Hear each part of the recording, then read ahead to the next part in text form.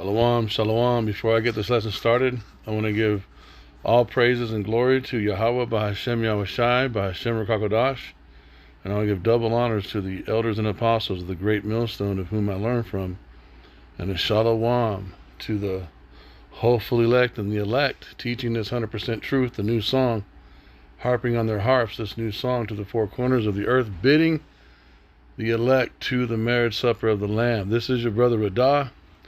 I got a short lesson. I want to see if I can go into just some of the intensity of Isaiah 63 verses 1 through 4 of just how powerful this future prophecy is. It's a prophecy of Esau's destruction, the bloody devastation of Edom, but the Spirit was showing me the intensity of the Most High, the Father, Yahawah, asking a question concerning Yahawashi, the Son, and who the question is directed to, and what the answer is. And so here in this prophecy, Isaiah 61, let's read it really quick.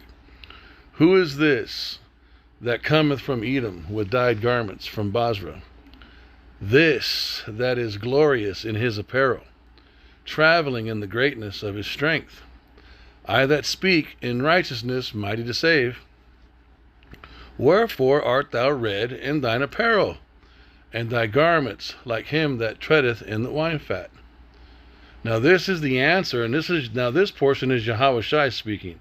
This is verse 63.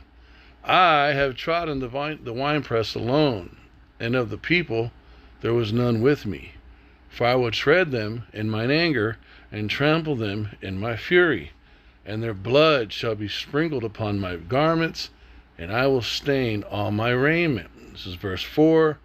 For the day of vengeance is in mine heart, and the year of my redeemed is come. Now I want to stop right there. I'm going to get back to this, but so you see right here, this is Yahawah asking a question about his son, right? To his son and about his son. This is a future conversation. This is a future destruction. This is a future victory. And this is a future, what's the word I want to use? A culmination, a zenith, a climax, an accomplishment or a fulfillment of a bunch of fulfillments. Like this, Isaiah 63, 1 through 4 is huge because it goes in, it connects to so many other prophecies. It connects to Matthew 24. It connects to Daniel chapter 2. It connects to 2nd Esdras. Is it 13 or 11? 13? When Yahawashi is flying on the huge fathership, the big mountain. There are so many. It connects to Obadiah. It connects to Lamentations 4, 1 through 3. Lamentations 4 verses 21 and 22. Salakia. It connects to the prophecy in Numbers. There are so many prophecies that this prophecy is like it's like the zenith. And here you have the Most High, you guys, the most powerful being in eternity, communicating with the most powerful creation in eternity. And the topic of conversation, it's a few things. It's the destruction of Edom. It's the fashion or the glory that Yahawashi is dressed in while he's doing it. And it's his strength that he has. And then on the mind of Yahawashi, though he's pouring out his vengeance and recompense, he's also thinking about his redeemed. So it's a multi-layered conversation of majorly huge topics that are all connected to prophecy throughout the scriptures, and it goes back in time, and there's so much intensity into this. So it's going to be a short lesson, but it's a very broad and deep subject. And my focus with all of those points is just the intensity of the magnitude of who the Most High is, who's he speaking to, and what is the subject of conversation? If I can maybe try to get that in your guys' spirit, where you can actually think of just the hugeness of this, and this is going to take place in the future. So you got Isaiah 61, 63, Salakia, verses 1 through 4, where you have the Most High, the Father, speaking to Yahawashi, the Son, the only begotten Son, the firstborn, the high priest, our eldest brother, our most beloved eldest brother. Let me get a couple more precepts, and I'm gonna be done. But I'm gonna continue on this topic. So here, look at King David, King David, the prophet, the king, the father of Solomon. And then you have the title, the son of David, for Yahawashi. The Lord said unto my Lord. Now, to break this properly down, you would say Yahawah said unto Yahawashi, sit thou at my right hand until I make thine enemies thy footstool. So here you have that conversation being brought up again. This is further back now in the past, and Yahawashi is seated at the right hand of power, while Yahawah of hosts throughout time and prophecy is preparing the nations for Yahawashi to be sent to them, for him to completely destroy Esau, Edom, and all of the other nations that are in confederate with them, as we know in Psalms 83, which we see also in Daniel chapter 2. You see how ongoing this story, this saga, this amazing series of prophecy has been going on, and the power of Yahawah and the power of Yahawashi. And then we see down here on the ground in the earth the power of these nations. We're currently in captivity right now in Mystery Babylon, and we see the power of Edom, right? The curses that we're under, and we see the devastation that Edom is causing all over the earth.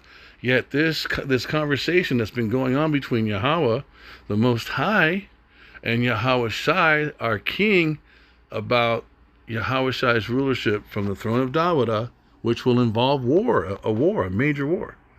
So let's go. Let me see.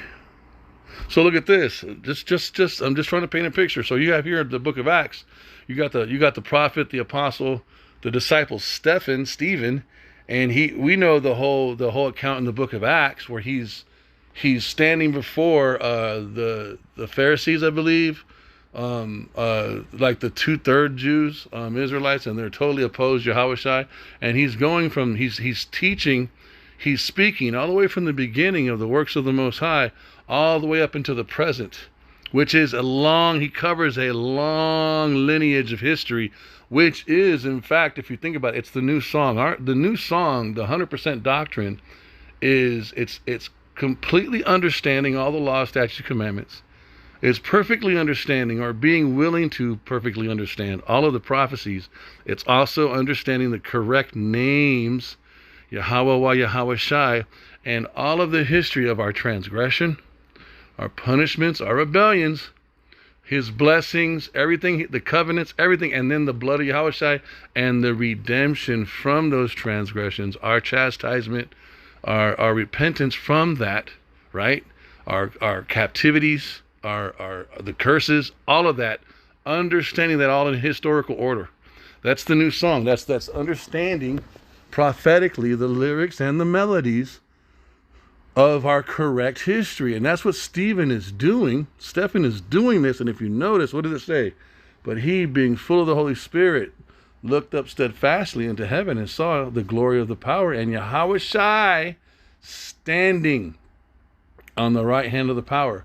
Why was Yahawashi standing? It wasn't just because Stephen was shedding his blood in martyrdom.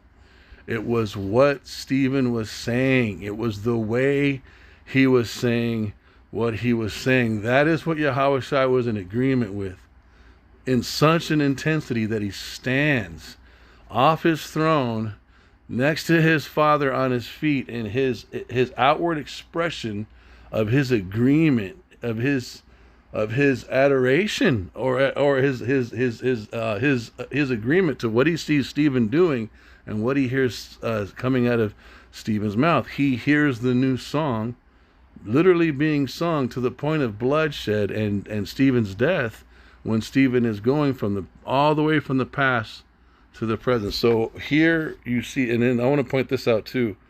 Okay, so you see here in this prophecy, King David, Psalms 110 verses 1, Yahawah said unto my Lord, sit thou at my right hand, right? Until I make thine enemies thy footstool. Then you see right here, Yahawashi standing at the right hand. So he sits, he stands, and then look at this. There's an account, and this is just part of it. Okay, and this is the other part too. Look at this. So you got Proverbs 30 verse 4. Who hath ascended up into heaven, or descended? Who hath gathered the winds in his fist? Who hath bound the waters in a garment? Who hath established all the ends of the earth? What is his name? That's the Most High. And what is his son's name, if thou canst tell? So we're seeing now the intensity of these two individuals, this father and son duo. Okay, this father and son doctrine, this father and son truth, this father and son kingdom, this father and son family. There's so many ways that this can go, right? But this is what this is. What is his name? And what is his son's name, if thou canst tell? Jump back to this really fast, just really fast. Isaiah 63 verse 1. Who is this that cometh from Edom? Who's the one asking the question? The same person here. Okay, the same person right here. Who hath ascended up into heaven? So when these types of questions are being asked, that means there is a specific answer. And it also means there's only a certain group of people that can answer these specific questions. This is huge. These are huge questions, man. And there's a reason why they're being asked, because they can be answered, but they're only going to be answered by the elect, or the hopeful elect. Just trying to point this out, okay? So you got right here in Proverbs 30 verse 4, who hath ascended up? Okay? Who hath gathered the winds? Who hath established all the ends of the earth? What is his name? What is his son's name, if thou canst tell? There are specific answers to these questions, just like there is a specific answer to this question. Who is this that cometh from Edom? Who is he? What's his name? Where is he coming from? Why is he coming from Edom? This question has a specific answer to it, you guys. Who is this that cometh from Edom with dyed garments from Basra? Do you think the person asking the question doesn't know? He absolutely knows. He wrote the book. He wrote the story. He's the composer. He wrote all the notes. He wrote all the lyrics. He wrote it all down, put it in a book for his son to open it up. In fact, it's such an intense song, and it's such an intense melody, that he put 7 seals on the book. Let's go to that. Let's see if we can find that. Let me see if we can find, let's blue letter it. Look at this, man. So, because just anybody ain't just going to walk up in this. You're not just going to walk up in here. Let me see. 7 seals. Let's see if that pulls it up. Boom! Okay. So Revelations 5:1, and I saw on the right hand of him that sat on the throne. So we know this is the Most High, a book written within, and the backside sealed with 7 seals. Revelations 5:5. And one of the elders said unto me, weep not. Behold, the Lion of the tribe of Judah, the root of David. Okay. King Solomon, Yahawashi, and the reincarnation. Right? Hath prevailed to open the book and to loose the 7 seals thereof. So we see that right there. Okay. Who is this that cometh from Edom? You have to know. You got to understand prophecy. You got to understand how it connects to the testimony of Yahawashi. The spirit of the testimony of Yahawashi is the spirit of prophecy. You cannot know Yahawashi and not know prophecy. You cannot know prophecy and not know Yahawashi. They are together. Just like you can't have wisdom and not have understanding. They go together, man. The whole thing. Who is this that cometh from Edom? with dyed garments from Basra. This, him that is glorious in his apparel, traveling in the greatness of his strength. I that speaketh in righteousness, mighty to save. Wherefore art thou red in thine apparel?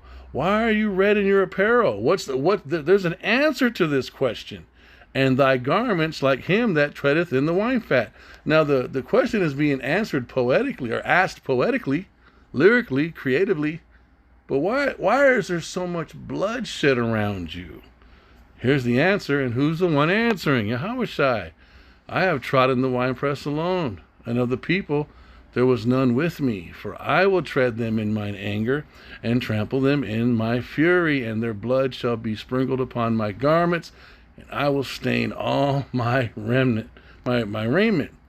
For the day of vengeance is in my mind, in my heart. This has been inside of Yahawashi's heart the entire time. He's been sitting, standing, and then we're going to show you him leaping down from the right hand of power. Look at this, man. For the day of vengeance is in my heart, and the year of my redeemed has come. This is, you guys, this is the buildup of this, the intensity of this, the uniqueness of this. I'm not saying anyone that's listening to me doesn't get it. That's not what I'm saying. The Spirit revealed some of this to me the other day, and I'm gonna be honest, I was shaken, you guys. I got teary-eyed, and I was shaking, and I was like, oh my gosh, this is a future conversation. This is a future accomplishment. This is a future fulfilling of so many intense prophecies when Yahawashi is finally sent from the right hand of the power to harvest the earth, to thrust in his sharp sickle, as the angel is sent from Yahawah to Yahawashi and tells him while he's standing on that chariot, it's time to go, and Yahawashi is released to harvest the earth. Daniel chapter 2, where he knocks down the rock cut without hands, where he knocks down the statue, and he becomes a mighty mountain, Mount Zion. He becomes Mount Zion on the earth. This hasn't happened yet. He's built the temple when he was Solomon, right? He's building the temple now as he's gathering all of the elect through the giving the order out to the mighty ones in the chariots, and the hosts are going and speaking and giving understanding and waking up to the elect that are waking up, and then by the Spirit, man, the water Yahawah by Shem Yisrael, we're being brought to hear on the unicorn, GMS. Everything changed for me doctrinally when I started listening to GMS. I cannot express that enough. And to this day, I am thankful for all of the men of GMS because of the level of understanding and wisdom that they're operating in. What's that precept? I will give you pastors who will feed you with knowledge and understanding according to my heart.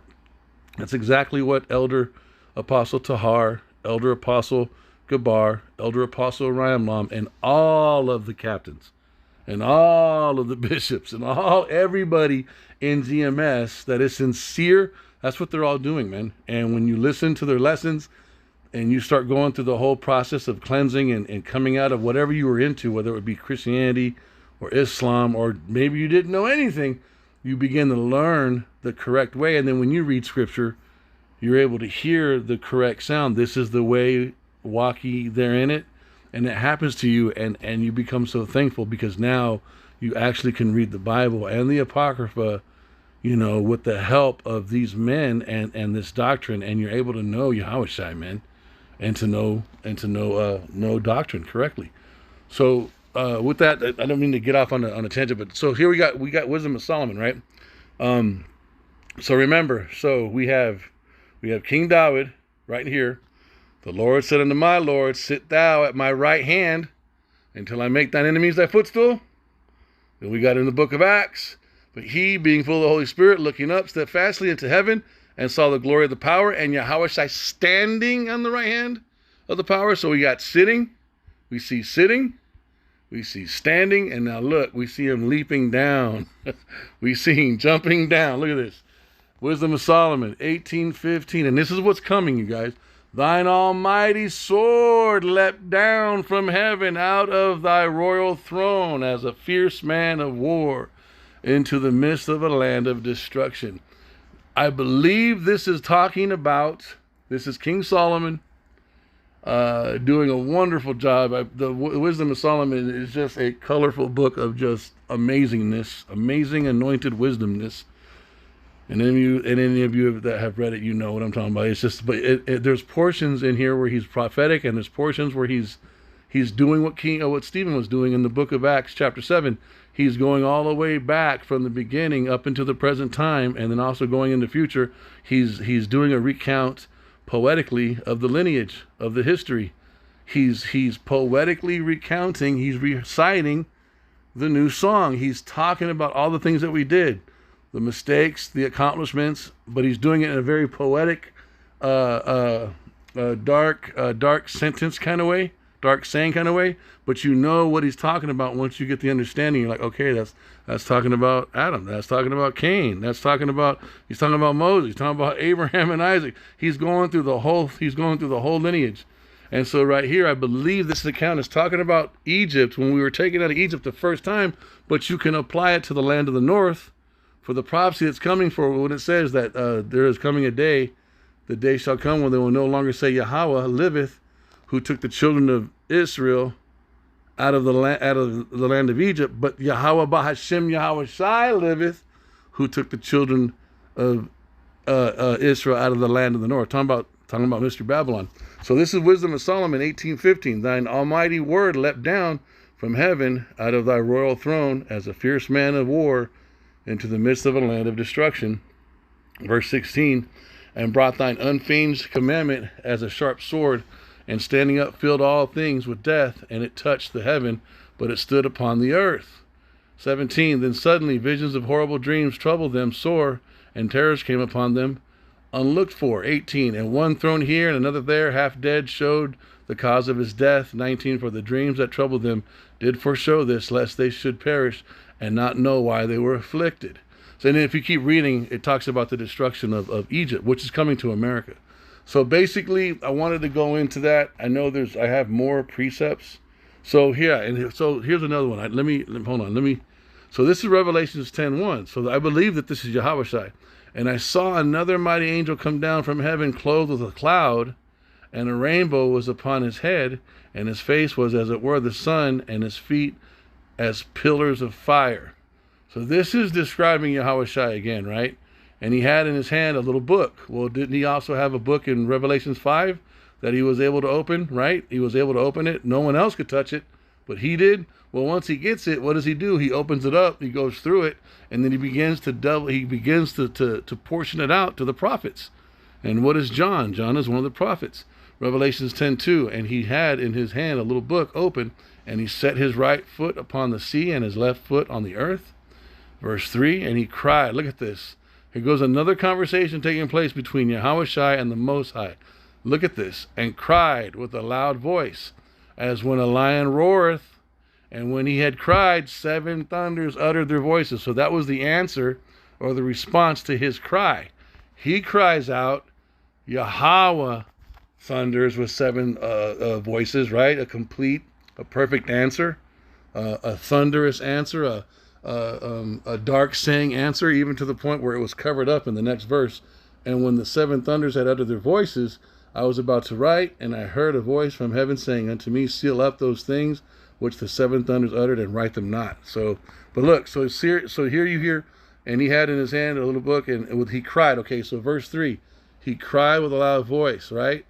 And when the lion, like when a lion roars, and when he had cried, look how quickly Yahawah, the Most High, his Father, answers him. He answers him with a perfect thunderous response. And just like going back over here, look, go back to Isaiah 63, right? And so the Most High is asking a question and speaking about Yahawashi, and Yahawashi quickly answers. I know that might sound like a basic thing, But we are talking about the Most High, who can't even be approached unless you are in a correct relationship and understanding with Yahawashi. And you can't get a correct understanding and a relationship with Yahawashi unless Yahawah even starts that whole situation. So it's just a double negative. You're not going to get nowhere near close to the Most High unless he says so. And then if he says so, you got to come through his son. And his son is no joke. Okay? Because this is how his son is described. This is just one of the ways his son is described. He's described as a sword leaping down. He's described as a lion. And he's also described as an angel. And I saw another mighty angel come down from heaven, clothed with a cloud. And a rainbow was upon his head. And his face was as it were the sun. So he's got an intense amount of wisdom coming out of him because his face is so lit up. And his feet are pillars of fire. Like this. I know I'm kind of going all over the place, but I saw all this stuff. And it was this prophecy and this precept. It was here. This one right here. That I was chewing on, and it just hit me. And I'm not doing it justice with the way it came into my spirit. But you guys, this is a major future prophecy where the Most High is having a conversation with Yahawashi. The Most High being the most powerful being in eternity. There's no way to even measure his power. And he's talking with Yahawashi, the most powerful creature in history and eternity. And their conversation, the topic of this particular conversation is Edom, vengeance or recompense. Edom, blood, recompense, and the day of the redeemed. That's what they're talking about. Now try to chew on all that. Edom's blood and the recompense, the recompense upon Edom which sheds their blood, and the day of Yahawashi is redeemed. And that's the topic of conversation in Isaiah 63, verses 1 through 4, between Yahawah, the Most High, who you can't even approach, and Yahawashi, who you also can't approach unless Yahawah determines for you to approach him the correct way. Because everybody's calling upon the name of J. Everybody's calling him by a defiled name that's not his name, and therefore they have no relationship with him, and therefore their doctrine is all it's all defiled and messed up as a result. Because the name, his correct name, is connected to his doctrine. You're not going to have a full, because he gives you wisdom. He gives you the wisdom and understanding. And if you're not calling upon the right and correct name, you're not going to get that light. You're not going to have that, your face is not going to, your countenance is not going to shine. Like it says, wisdom makes a man's countenance shine. So, this is a future powerful prophecy coming. There is a major conversation that's going to take place, a lightning and thunderous conversation. That's what I'm going to describe this lesson as. There is a lightning and the thunderous the conversation coming in the near future between Yahawah and Yahawashi about the blood, about the recompense of Edom, which brings forth Edom's blood, and the day of the redemption of the sons of God, man. I hope this lesson was edifying. I got more on this. I want to do some more on this. There's a lot to this, and I'm not giving it justice. But I hope this lesson was edifying, and I want to give double honor. I want to give all praises to Yahawah by Hashem Yahawashi, and double honors to the elders and the apostles, the great millstone of whom I learned from. And a shalom to the elect and the hopeful elect, teaching and spreading this 100% truth, this new song on their harps to the four corners of the earth, bidding in the hopeful elect, the elect to the marriage supper of the Lamb. Shalom.